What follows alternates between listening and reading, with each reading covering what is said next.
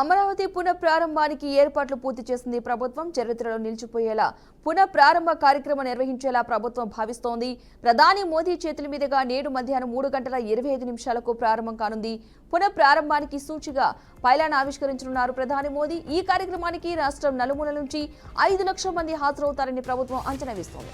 దీనికి సంబంధించి సభా వేదికను మంత్రి నారాయణ పరిశీలించారు. దీనికోసం 3,531 ఆర్టీసీ బస్సులు, 4,050 ప్రైవేటు వాహనాలను ప్రభుత్వం అయితే ఏర్పాటు చేసింది. సభకు వచ్చే వారి కోసం ఆహారం, డ్రింకింగ్ వాటర్, 11 చోట్ల విశాలమైన పార్కింగ్ ప్రాంతాలు ఏర్పాటు చేశారు అధికారులు.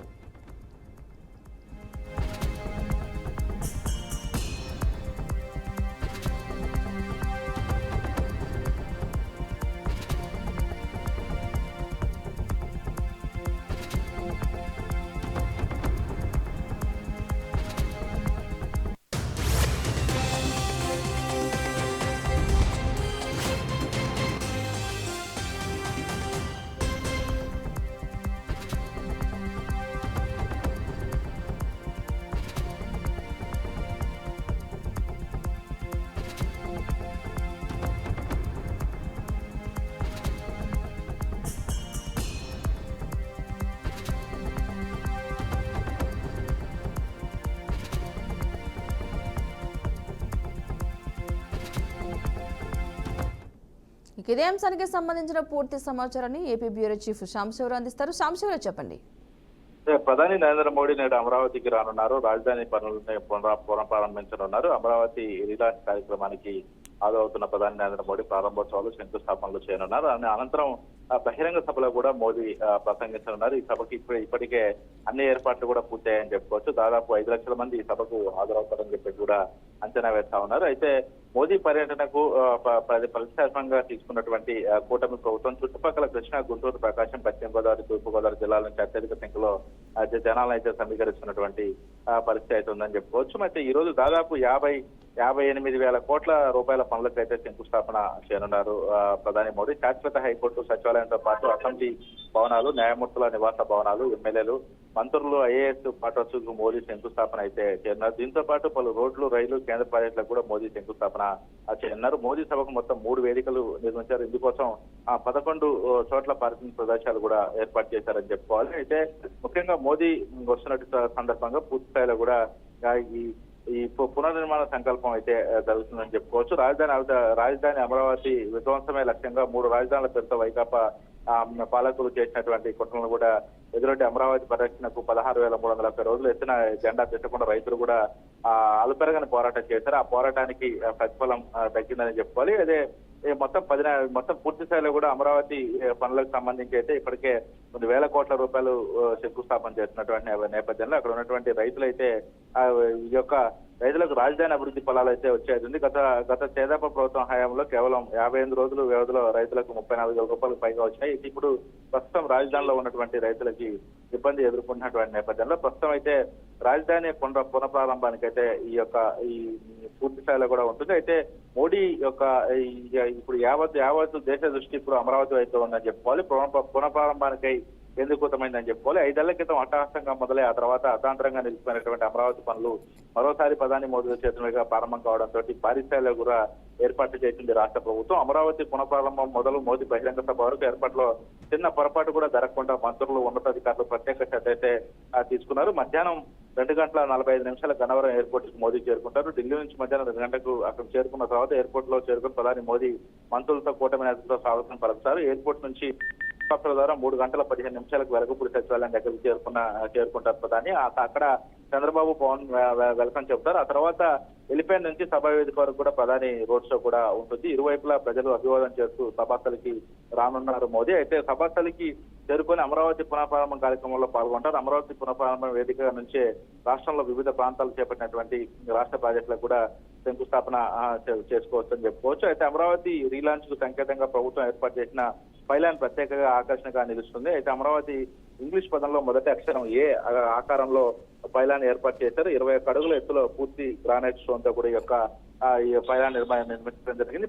ఈ మొత్తం పూర్తి రాజధాని రైతులకు ఆహ్వానం అయితే పలికిన చంద్రబాబు పలికారు. ఇక రాజధాని పనుల ప్రారంభ కార్యక్రమానికి రైతులకు ఆహ్వానం పలికారు. చంద్రబాబు రాష్ట్ర చరిత్రలో కీలక మలుపు కాబోతున్న అమరావతి పునఃప్రారంభం కార్యక్రమం భాగం కావాలంటూ తనను కోరి చంద్రబాబు వారి నుంచి మనసును రాష్ట్ర ప్రజలకు కలకాలం గుర్తుంచుకుంటారని చెప్పారు. అయితే ఉండవల్లిలో తన నివాసంలో రైతులతో ప్రత్యేకంగా కూడా సీఎం ఈ సందర్భంగా సమావేశం అయింది. మొత్తంగా ఇప్పుడు ప్రధాని మోడీ రాకతో మాత్రం ఒకసారిగా ఈ రాష్ట్ర అభివృద్ధికి పూర్తి స్థాయిలో కూడా ముందుకు వెళ్తున్నటువంటి నేపథ్యంలో రైతులు అయితే తీవ్ర స్థాయిలో హర్షం వ్యక్తం చేస్తా ఉన్నారు. వాళ్ళ పోరాటం వృధా కాలేదని చెప్పేసి కూడా రైతులు అయితే ఆనందం వ్యక్తం చేస్తున్నటువంటి పరిస్థితి చేస్తారు. Right, thank you Sambasivarao.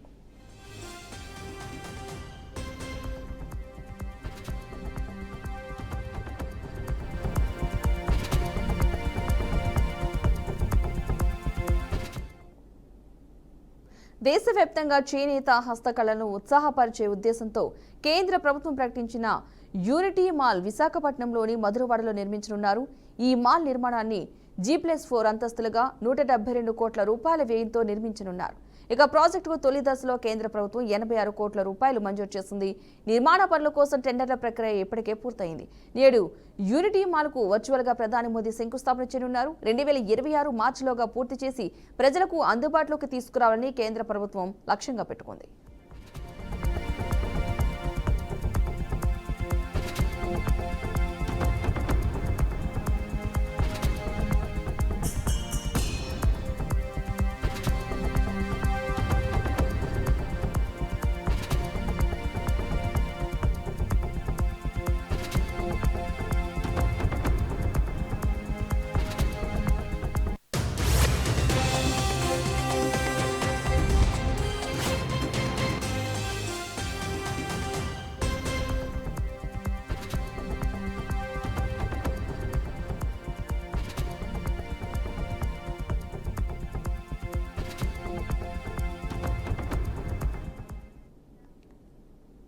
Congress working committee సమావేశం ఇవాళ జరగనుంది. న్యూఢిల్లీలోని పార్టీ ప్రధాన కార్యాలయంలో సాయంత్రం 4 గంటలకు మీటింగ్ నిర్వహించనున్నారు. ఈ భేటీలో భాగంగా కేంద్ర ప్రభుత్వం ప్రకటించిన కులగణన అంశంపై చర్చించనున్నట్లు తెలుస్తోంది. దీనిపై భవిష్యత్ కార్యాచరణపై డిస్కస్ చేయనున్నట్లుగా సన్నిహిత వర్గాలు తెలిపాయి. ఈ సమావేశానికి కాంగ్రెస్ చీఫ్ మల్లికార్జున ఖర్గే, అగ్రనేత రాహుల్ గాంధీ సహా పలువురు సీనియర్ నాయకులు, తెలంగాణ సీఎం రేవంత్ రెడ్డి హాజరు కానున్నారు.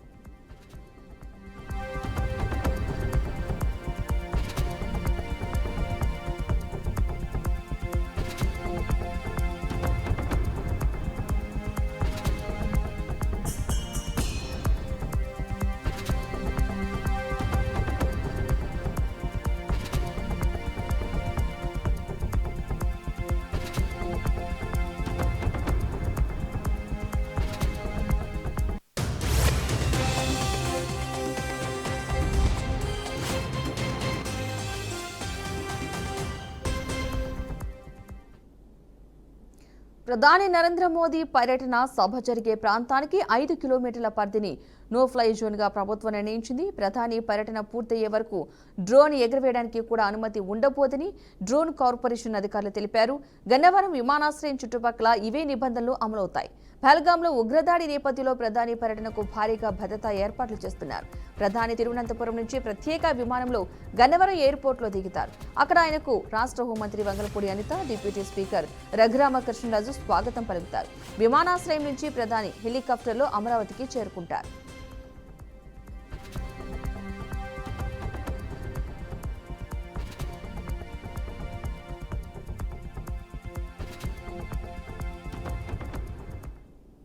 ఇక ఇప్పటికీ 4 హెలికాప్టర్లు విమానాశ్రయానికి చేరుకున్నాయి.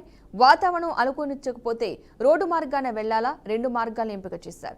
విమానాశ్రయం నుంచి చెన్నై కోల్కతా జాతీయ రహదారిపైకి వచ్చి కేసరపల్లి, గోడవల్లి, ఎనికేపాడు, రామవరపాడు మీదుగా విజయవాడ నగరంలోకి ప్రవేశిస్తారు. బింజ్ సర్కిల్, ప్రకాశం బ్యారేజ్, ఉండవల్లి కరకట్ట మీదుగా రాజధానికి వెళతారు. ఈ మార్గంలో కాన్వాయ్ ట్రయల్ రన్ కూడా నిర్వహించారు. ఇది కాకుండా మరో మార్గాన్ని కూడా సిద్ధం చేశారు. ఆ సమయంలో రోడ్ షో నిర్వహించే అవకాశాన్ని పరిశీలిస్తున్నారు.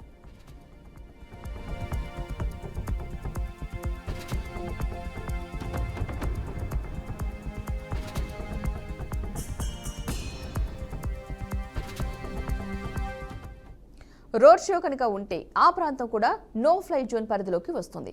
ఎక్కడా బెలూన్లు కూడా ఎగరవేయకూడదని గుంటూరు రేంజ్ ఐజీ సర్వశ్రేష్ఠ త్రిపాఠి ప్రజలకు సూచించారు. సభకు తరలివచ్చే లక్షల మందికి అవసరమైన ఏర్పాట్ల పర్యవేక్షణ బాధ్యతలను రెవెన్యూ శాఖ రాష్ట్ర వ్యాప్తంగా సుమారు 100 మంది ఆర్డీఓలు, 200 మంది తహసీల్దార్లు, 200 మంది సర్వేయర్లకు అప్పగించింది. వీరు సభకు వచ్చిన వారికి సౌకర్యాల కల్పన, వాహనాల పార్కింగ్ పరంగా సమస్యలు తలెత్తకుండా చూడటం వంటి విధులు నిర్వర్తిస్తారు. సభాస్థలి వద్ద ముందు జాగ్రత్తగా అత్యవసర వైద్యానికి వీలుగా 30 వైద్య బృందాలను ఏర్పాటు చేసినట్లు వైద్య ఆరోగ్య శాఖ తెలిపింది. సభాస్థలి పరిసర ప్రాంతాల్లో 3 చోట్ల 10 పడకలతో తాత్కాలిక ఆసుపత్రులు ఏర్పాటు చేశారు. 21 అంబులెన్స్లు సిద్ధంగా ఉంటాయి. మంగళగిరి ఎయిమ్స్, మరో కార్పొరేటివ్ ఆసుపత్రుల్లోనూ ప్రత్యేక వార్డులను సిద్ధం చేశారు.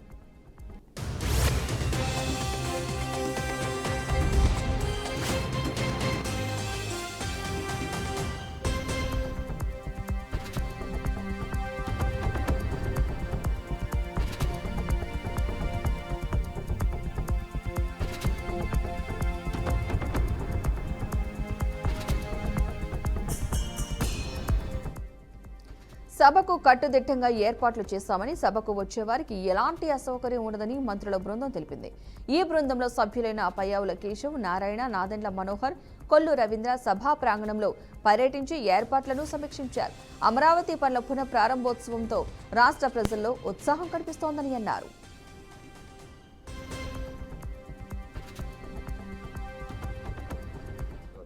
మిగతా 10% కూడా వస్తాయి. వాళ్ళు ఈవినింగ్కి పూర్తి అయిపోతుంది. ఏదైనా 1 or 2 మిగిలితే రేపటికి పూర్తి అవుతుంది.